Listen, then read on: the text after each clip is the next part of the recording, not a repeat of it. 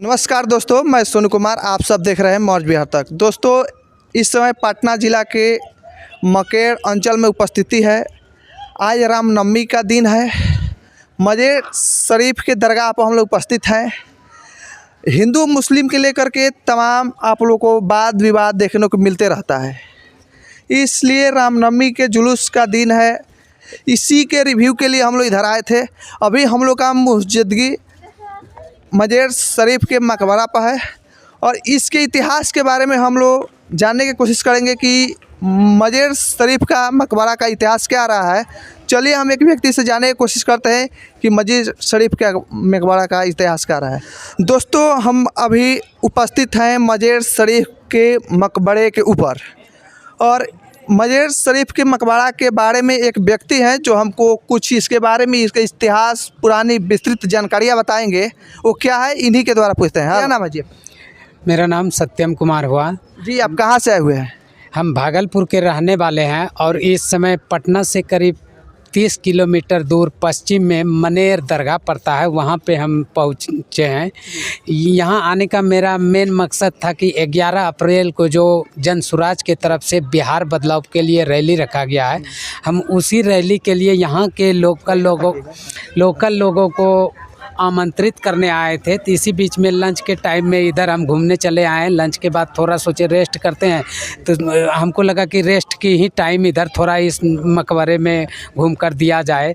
तो मुझे तो बहुत जानकारी नहीं है, लेकिन बताया जाता है कि यहाँ का करीब 400 साल पुराना इतिहास है, जो कि उस समय के शासक मखदूम शाहजी दौलत जी का यहाँ पे मकबरा बनाया गया था। जब उनका देहांत हुआ था, ये जो सामने देख रहे हैं, वहाँ पे मखदूम शाहजी दौलत का अंदर में समाधि स्थल है और ये जो बाहर में इर्द गिर्द देख रहे हैं, ये उनके ही परिवार के हैं। अच्छा। और उनके मखदूम शाहजी दौलत के बगल में ही उस समय के बिहार के शासक हुआ करते थे, उनका भी उनके बगल में समाधि स्थल बनाया गया है।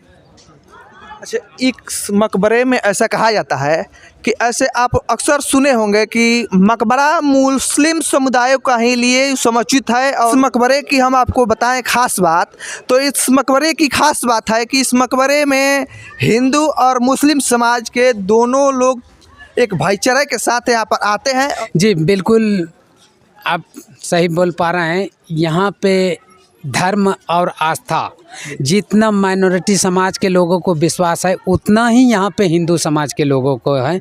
हर दिन यहाँ पे दोनों ही समाज के लोग आते हैं, एक बगल में नमाज पढ़ते हैं और दूसरे यहाँ पे झाड़ फूँक कराते हैं। अभी भी आप आसपास में देखिएगा तो कहीं ना कहीं एक बगल लोग बैठकर नमाज पढ़ रहे होंगे, दूसरे तरफ झाड़ फूँक कर रहे होंगे, जो कि हिंदू लोग अक्सर करवाते हैं। तो यहाँ पे दोनों, जितना हिंदू को विश्वास है अपने धर्म पे, उतना ही मुसलमान को यहाँ पे अपने आस्था को लेकर विश्वास है। तो ये मकबरा सिर्फ मकबरा नहीं है, ये बिहार ही नहीं पूरे देश को ये संदेश दे रहा है कि अल्लाह और भगवान दोनों एक ही हैं, बस हमारी और आपकी सोच में अंतर है।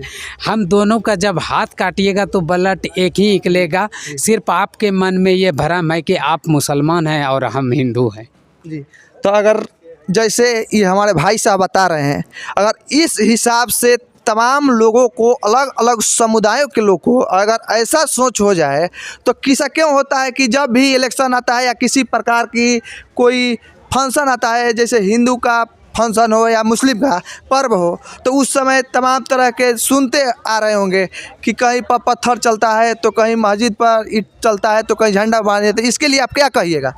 बिल्कुल, इस देश की जनता भोली भाली है और नेता उसके भोलेपन का बहुत अच्छे तरीके से इलेक्शन के टाइम खासकर इस्तेमाल करते हैं।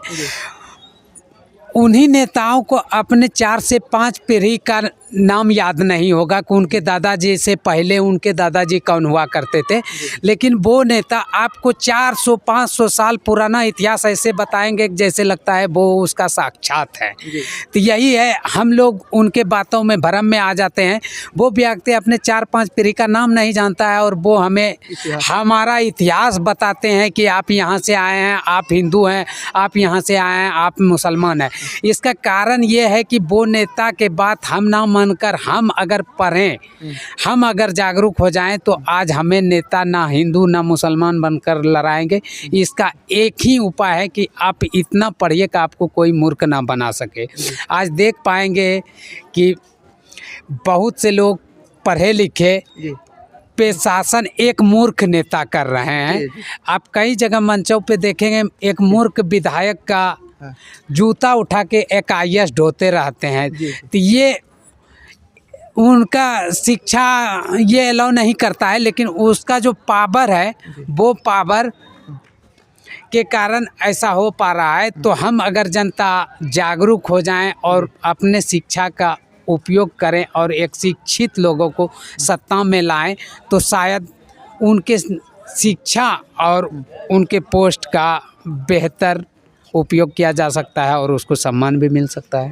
तो क्या आप ये जैसे हम लोग का कोई भी विधानसभा परिषद हो या लोकसभा हो, चुनाव नज़दीक आती है, वक्त बिल पास होने वाला है, हुआ है अभी, ऐसे राम मंदिर, मस्जिद, ऐसे तमाम जब भी कोई प्रशासनिक लोकसभा चुनाव हो या विधानसभा, ऐसे मुद्दे उभर कर सामने आ जाती है, इसके लेकर के आप क्या कहिएगा लोगों को? बिल्कुल हम बोलना चाहेंगे, आप 2 चीज़ें कहें, एक वक्फ बिल और दूसरा राम मंदिर। इन दोनों समुदाय से पूछिए, इन दोनों समुदाय को पूछिए, इन्हें शिक्षा और रोजगार चाहिए कि दोनों को अगर शिक्षा और रोजगार मिल जाए तो इन सब की क्या ज़रूरत है। नेता दोनों को ये नहीं देंगे, एक को कहेंगे राम मंदिर, दूसरे तो ये नेता हम पहले ही कहें कि भोली भाली जनता को ठगता है। हिंदुस्तान जिंदाबाद। जी, हिंदुस्तान तो जिंदाबाद है ही, आगे रहेगा भी। बात यह है कि हम अब बट गए हैं इसी हिंदुस्तान में। देखिए दोस्तों, एक अमन, चैन, शांति और भाईचारा का प्रतीक अगर आप देखना चाहते हैं तो इसी बिहार के धरती मकेर शरीफ में आज